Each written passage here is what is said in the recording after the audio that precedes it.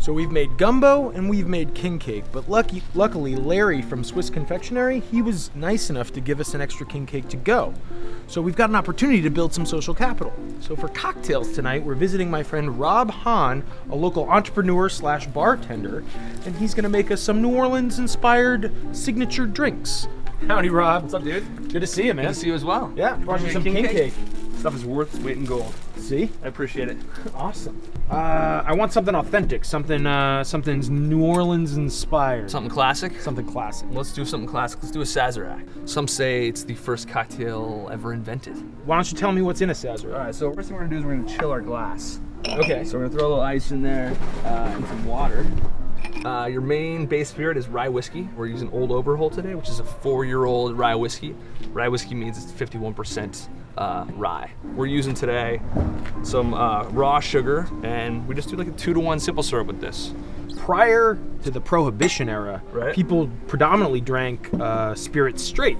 So Right. it was my understanding that when they started to make alcohol in like bathtubs and, Sure. and the underground, it tasted awful. Right. So it was a strategy to mask the bad flavors of poorly produced gin. I mean, bathtub gin doesn't sound like something you want to drink unless you add a little bit of sweetness to it. So the sort of the unintended consequences of scrappy bathtub gin are these amazing cocktails we have today. And it's not surprising New Orleans hosts this culture because of how much trade went through the river. Sure. Yeah. I think so. And speaking of New Orleans, so this is basically the main ingredient in a Sazerac, right? Just a little Peychaud's bitters. Add about 3 dashes. You could go 6 dashes, kind of as heavy or light as you prefer.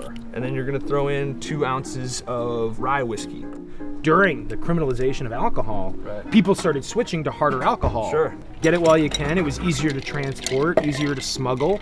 It's almost ironic that we pay extra for craft cocktails. Yeah. now, right? It's a luxury. It is. It used to be a necessity.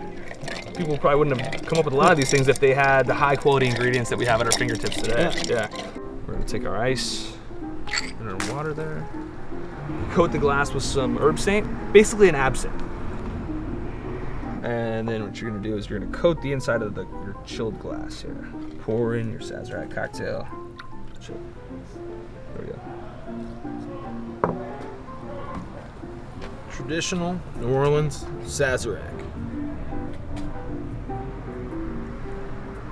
New Orleans is the home of the cocktail, so to speak. Yeah. And the Sazerac is the ultimate New Orleans expression of the cocktail. Yeah. But I can't help but think what New Orleanians in the era of Prohibition would think of this delicious Sazerac that you just made me. I just find it hard to believe that they would have access to these quality ingredients with a regime that would eliminate the production or criminalize the distribution or the sharing of it. I mean, it's really a testament to prosperity and liberty, the fact that we no longer criminalize having these things, and now we can enhance it so much more thanks to the freedom to trade. I think you're right, dude. I think the real remarkable factor of cocktails is the culture around it, like sharing them with your friends. I think so too. Well, cheers, man. I wish I could join you. Well, why don't you make yourself one? I think maybe I will. Excellent. Gents, we're going again.